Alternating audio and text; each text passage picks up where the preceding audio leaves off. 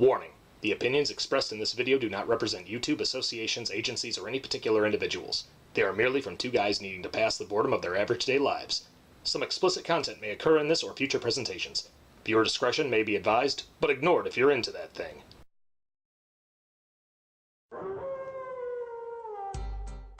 Hey everybody, I'm Wildman Wes. I'm the Big Bad Wolf Benny.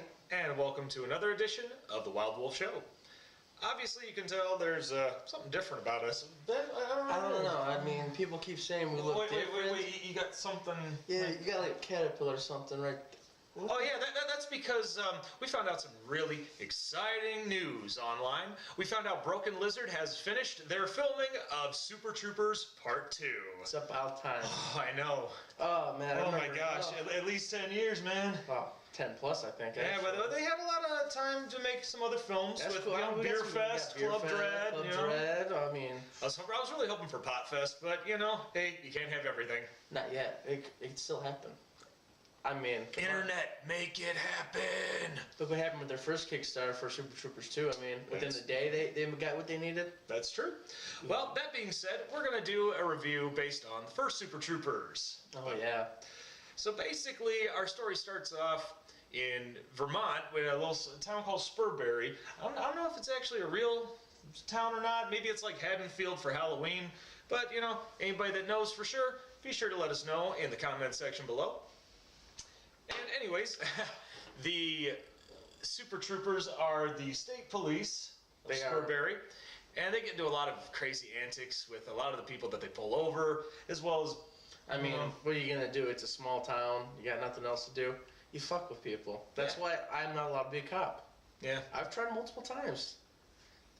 Yeah. Why, they asked? I'm like, well, I saw this funny movie this one time, and they're like, if it's Super Troopers, just turn around. And yeah, they know. I guess a lot of people try that. So yeah. If you want to be a cop, don't tell them that it's because of Super Troopers. Tell them it's because of chips. There you go. You know, because Eric Estrada's a tool, and, you know, if you're a tool and you like Eric Estrada, hey, problem solved. There you go. Moving on, basically in the movie, they're going to be shut down because of tax cuts and whatnot, and they're getting into a lot of heat with the Spurbury police, the local cops. Yeah, I mean, they're basic, you know, I hate to sterilize cops, but they're the cops that you see in the bad movies, and just like they're just tools, you know, oh, we got a little bit of power, we're going to abuse it. They do. I mean, I'm not saying all cops are like that. I respect my blue brothers. Yeah, me too. Just as long as they're following the rules like we do. You're not above us. You enforce the law. You're not the law. I am the law. We'll get on to that review in the near future. Spurbury police, the troopers don't like each other. They meet each other all over the place. You know, it's a small town. Their kids play baseball together. They eat at the same restaurants. They just got disdain for each other. I mean, it happens. You know, they're like rival companies. Of course it's going to happen. One's always going to be better. The troopers are probably funnier. I don't know if they're necessarily better at police work, but they're funnier. And well, but the big conflict comes when they have to go basically offside of the road. And they find a camper. There's a dead prostitute in it. In dog food. She's eating dog food. That's where they left her. The 6 sons of bitches. Yeah. Then they find out there's a fucking pig in there. Yeah, which is pretty funny. Bust. Do you know there's a pig in there? And then it ends up, you know, there's a pot in there. All that good stuff. You know. And don't forget the big throwdown they had. Oh yeah, that was an awesome fight. Catch that out. So I mean, I don't know if these guys actually choreographed for the fight or they're like, no, we're just gonna beat the shit out of each other. It looks good. It looked real. It was organic. I loved it. Mm-hmm. It's like what you'd expect from just, you know, small town cops. It was cool. Yep. And then after all this is going on, the boys in or beige, I should say, beige. You know, they were beige. Because they're not boys in blue; they're boys in beige. Yeah, they find a lot of pot. They do. Find a lot of pot. And for some reason they don't smoke it. That's what confused me. Well, I mean they do, but... Well, yeah. I mean, well, we'll get into that later on, I'm sure. Yeah, so they find the pot, you know, they make the paper, all that good stuff for, you know, finding the pot. Then they connect the murder to, like, she was the queen pin of Louisville, Kentucky. Louisville smuggler. There you go. So, basically, yeah, that happens. We find out, you know, that one of our boys in beige is dating, or, I don't know. Screwing, basically. One of the girls in blue. and they're helping each other, like, find information, all of that stuff. It's a lot funnier. It's even funnier that my mustache has fallen off, and we're just gonna let it go like this, just because it's funny. Now it's off, so. I shaved beforehand, so I got the upper hand on this one. I still got a little. I'm sorry. So we're gonna leave it off. Yeah, we'll leave it off. That's all right. So damn, where were we? I don't know, man. Yeah. Well, so basically, just that's how the movie goes. They go back and forth, trying to get clues on each other to make the case so they don't get shut down. and then we find out that the Spurberry police are actually in on the whole drug smuggling. I mean, that's bad. But I tell you, those are stereotypical bad cops. I mean, they're in on the American cops smuggling in Afghani Kush through Canadians. Assholes. That's un-American. No. Un-American. So then again, there's another big brawl. Again, very awesome fight. We're just, like I said, we're just kind of condensing it because, last time we went a little too long with it. Yeah, Mortal Kombat went about 40 minutes, so we're going to make this short and sweet every Your time attention now. span is probably as big as ours, maybe about 10, 15 minutes after that, just that. So we're keeping it short and sweet. Yep. So then we do the whole thing at the end of the movie after the fight's done. They get credit for bringing in the drug dealers and all that stuff. They still get let go. So, that's basically a quick summary of the movie. Now we're going to get into the top good things about the movie and the top 5 bad things about the movie. And what better way to start it? With the top 5 good things. License and registration? Chicken fucker? So, all right. Number 5 on our good side has to deal with Officer O'Hagan, who's actually the chief of the boys. Comes into the locker room, and, you kind of see the boys do something quick. And they're a little high at the moment, so they're trying not to laugh. And He's basically telling them they have to stop doing all the same bullshit that one of their other guys named Farva, he's just a bad, sad sack. I'm sorry. I mean, you love Farva? Yeah, we were in sync. That's how good we are. Yep. You feel bad for him, then at the same time you don't, because he brings most of the stuff on himself. So. And O'Hagan decides he uses words like shenanigans. And Mac, my all-time favorite trooper, says, well, our shenanigans are cheeky and cute, and his is just sad. And so like, evil shenanigans. I swear to God, I will pistol whip the next person that says shenanigans. Hey, Farva, what's that restaurant you like with all the goofy shit on the walls? Now the mozzarella sticks? You mean shenanigans? Oh. And Mac, the best thing about it is he just straight up pulls his gun out, handle first, to O'Hagan. He's just saying, "Come on, just pistol whip this fat fuck." Come on, it was great. Put those things away. For O'Hagan. For O'Hagan. License and registration? Chicken fucker? Number 4 on the good list has to deal with the opening sequence of Super Troopers. We start off with 3 stoners driving in a car. What a shock, Hey, college kids, they're stoners. Well, actually, I wouldn't say they're college kids because later on you find out that they don't really have any IDs, they're not 21. But either way, they're a bunch of young punk kids. They decide they're going to start doing some shrooms and pot in their car. Then all of a sudden they hear the magical Yeah, so they get pulled over, so before the cops even approach them, they make their friend in the back eat all the weed, eat all the shrooms. And I mean, there's a couple of just like, hey buddy, can you eat this? He's like, those are shrooms, dude. And he's like, fuck it. So he starts eating everything, and then the dude pulls out more and more weed, and the guy's just like, And he's like, throw it out the And you window. find out that he ate $100 worth of pot and $30 worth of shrooms, and he owes the money back, which isn't cool, but That's it is not what cool, it man. is. I mean, But as this is going on and they get pulled over, we meet our ever so loving, troopers. oh yeah, the Rookie Rabbit, and of course my favorite. Thorny. Apart from Mac. Mac's my favorite, but Thorny's probably my second favorite. Thorny's And pretty I'm sporting his mustache right He's now. got that mustache. He's got it going. I got the rabbit going right now. That's right. So they constantly fuck with them. It's awesome. Leads up to a big chase scene with there goes a hot rod, convertible, and he says one of the most famous lines that he uses. I think he actually tries to use it in every movie. Fucking pigs! Not that one. Oh, but Mother of God. So that's been in a couple of their movies where his character Jay, I don't know how to say his last name, Chernadowski. I'm sorry, bro. It is what it is. It is what it is. Hey, we're not English majors. So they chase him. You see the other guy, one of their other guys, Foster. He's fishing. He had a dummy in his car, acting like he was in the car. Head gets taken off. It's pretty funny. So they finally catch the guy. He runs into a bar. All the cops go in there, guns blazing. They realize it's Mac. It's great. Three Kings. It's great. It's funny as hell. So then they decide that they're gonna have Mac fuck with the guys a little bit you more. have to. I So while the little stoners are in the back of the police car, you hear a bunch of gunshots. Then Mac comes running out, and the guy that ate all the pot and the shrooms is so stoned. He just hello, and Mac delivers one of the all-time best. ever. You boys like Mexico? Yeah. Yeah, it's pretty great. It's pretty funny. Oh yeah. That alone, that takes the cake right there. The whole opening scene just sets the mood for the movie. You know you're gonna see some goofy, funny shit, and that's why we love this movie. Cult classic. I love it. Totally. License and registration? Chicken fucker? Okay, so number 3 on the good side is gonna be the bear costume scene. So you got a rabbit in the woods. The costume is it's a bear, and then it's got like a hunter behind it, and he's banging the bear. That's what's happening. So you find out the Spurbury police, who they're trying to get out of their building so they can get some evidence. They get the call. A bunch of people are calling. There's a guy banging a bear in the forest. Rabbit. Good old rabbit. They all go there, and I think the best part is how the cop tries to get his attention. He's like, "Excuse me, bear fucker."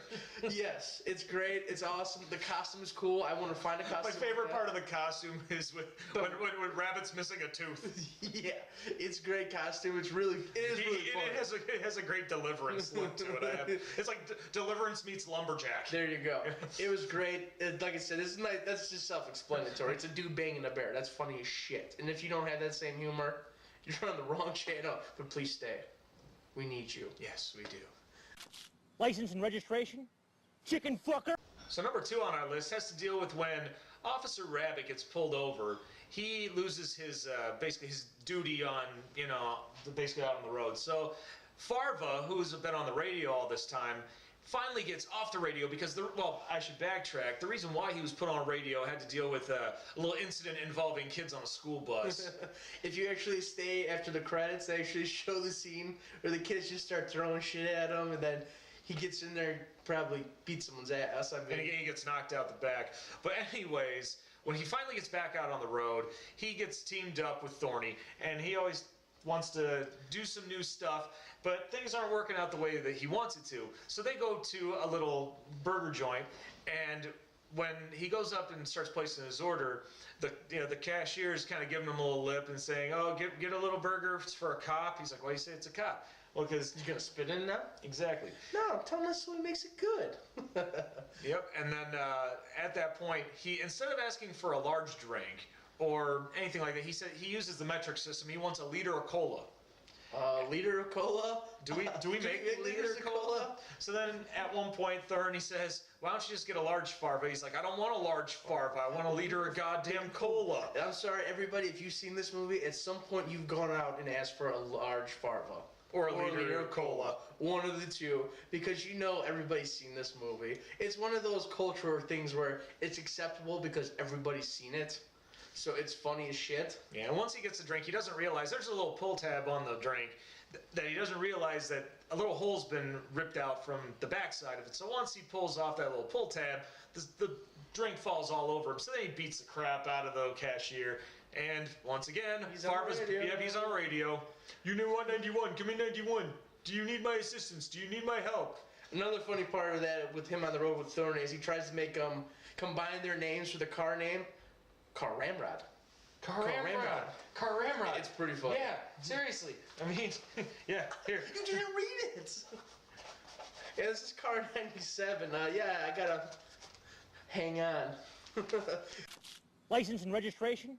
Chicken fucker? Number 1 on the good side is by far the funniest scene in the whole movie.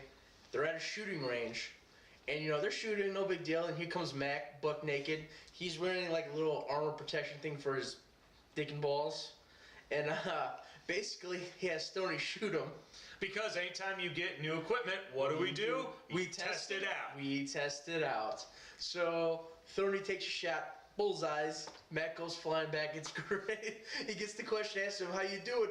"Good enough to fuck your mother." I love it. It's so funny.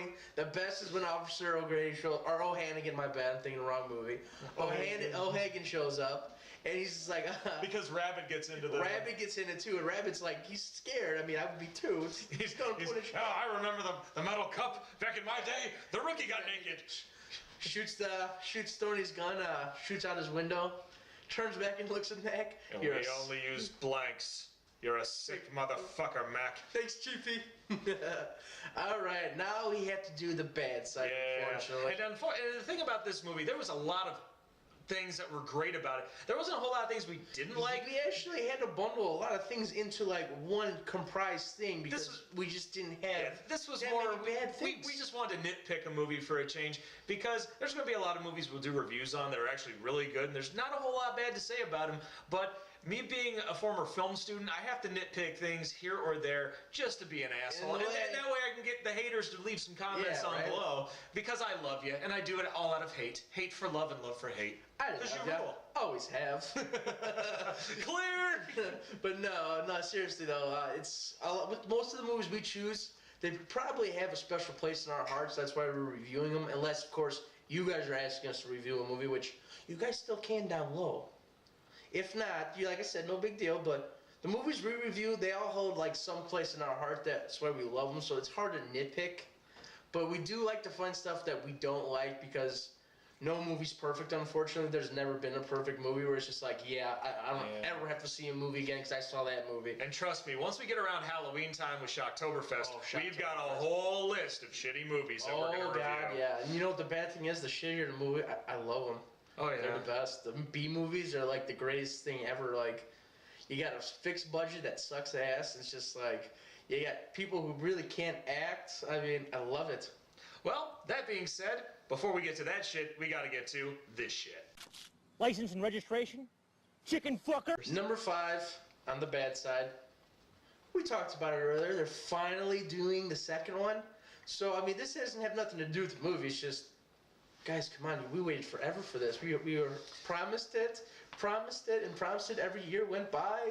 It didn't happen, and now you're making our dreams come true. So I mean, it's not really even a nitpick. It's just that's how little bad stuff we had. We had to put this on the list. Yeah, because of the simple fact is, like you said, we waited for a while, and one thing that we're worried about is maybe they might be trying to put 10 pounds in a 5-pound bag, which for when you wait too long for a sequel, sometimes that happens. I mean, look at the second Boondock Saints movie.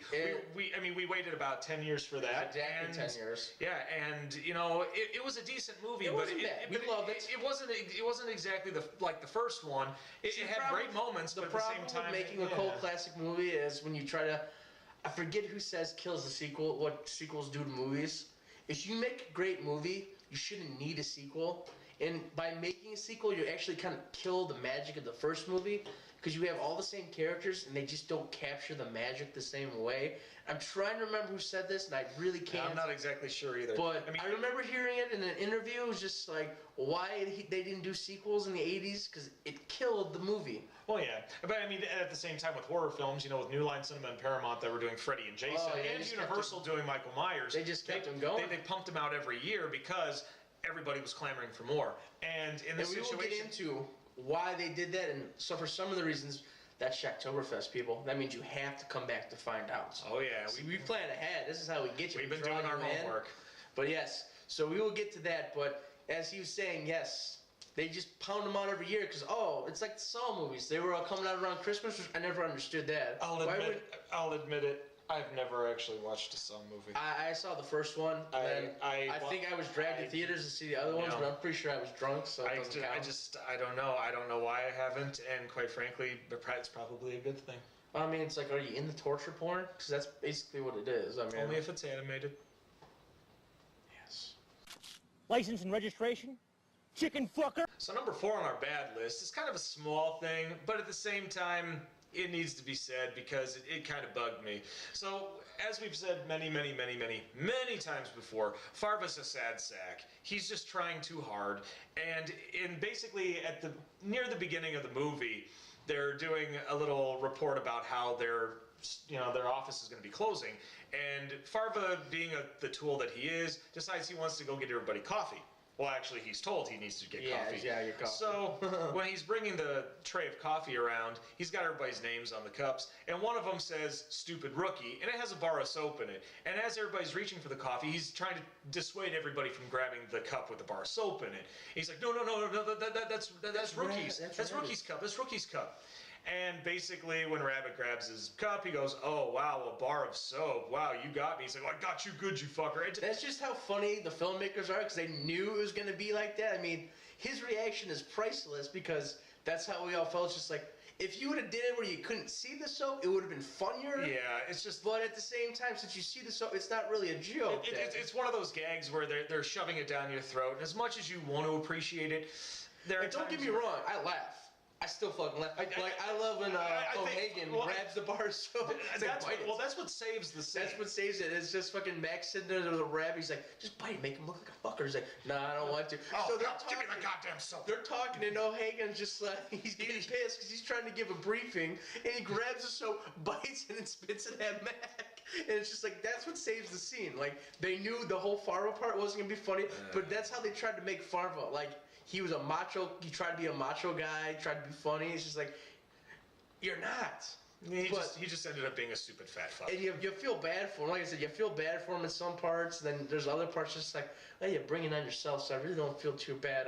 I don't feel bad for anybody who brings badness on themselves. Like, nah, you're doing it to yourself. Yeah. Like, and when you do that, you have nobody else to blame. License and registration? Chicken fucker? All right, number 3 on the bad side.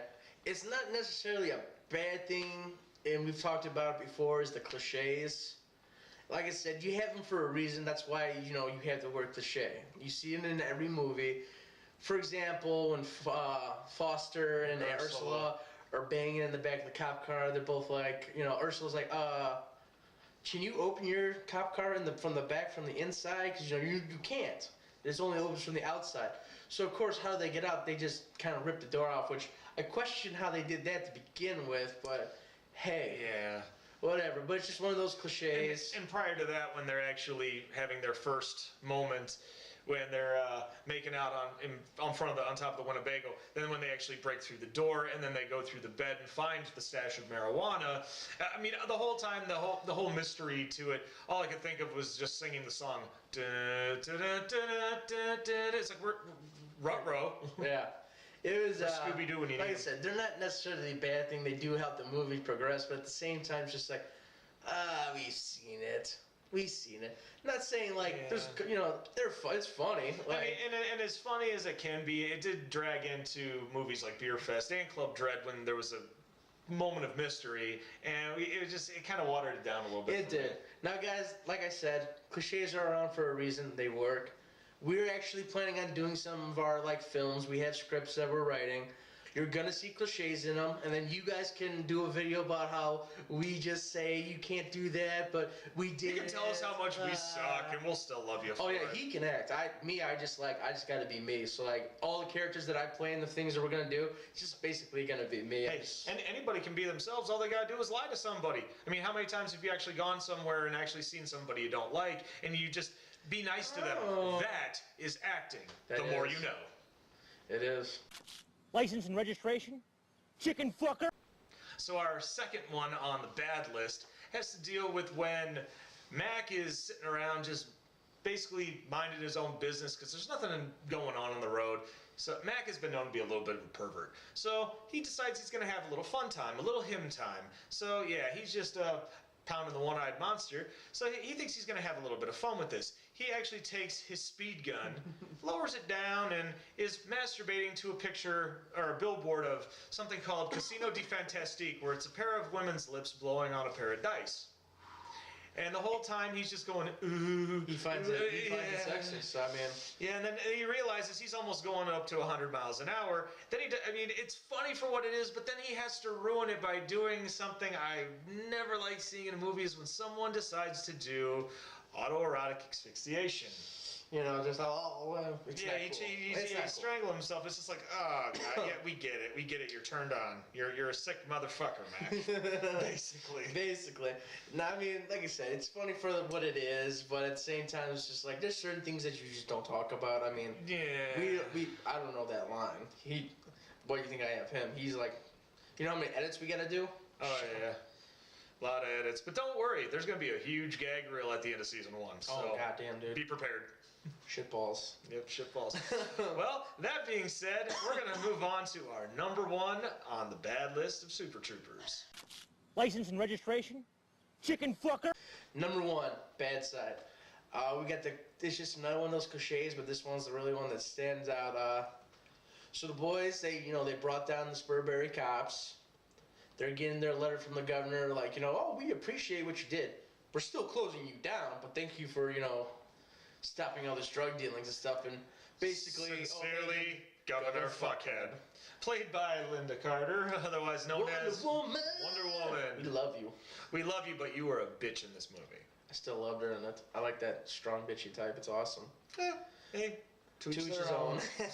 So then you see at the end of the movie, then they're delivering a keg of beer to a party, and then you find out that there's still cops. There's just the Spurberry cops. It's just like, all right, that's cool. They gave you a little twist. You think they're fired. This is their new job. It's like, did we really need that? It was funny, yeah, but at the same time, you could have still gone undercover to bust the party, and Yeah, but I mean, at the same I guess time, they wanted to take away the hope, But the end credits were pretty good. Oh, But yeah. that is definitely an honorable mention on the top 5 good things. It's It's just, just, like we said earlier, there was so many good things in this movie. It was hard to If there are choose things 5. that you like more than what we had posted in the top 5 of the good or top 5 bad, like we said, leave a comment in the section below and let us know, and then we might do a revisitation on this. Yeah, definitely. guys. We love when people tell us we're wrong. It makes us feel like you care. Well, that concludes our episode of our Super Troopers review. Tune in next time. We'll have some more fun shit for you. Till then, I'm Wildman Wes, I'm the big bad wolf Benning. and we'll see you next time on The Wild Wolf Show. Ow.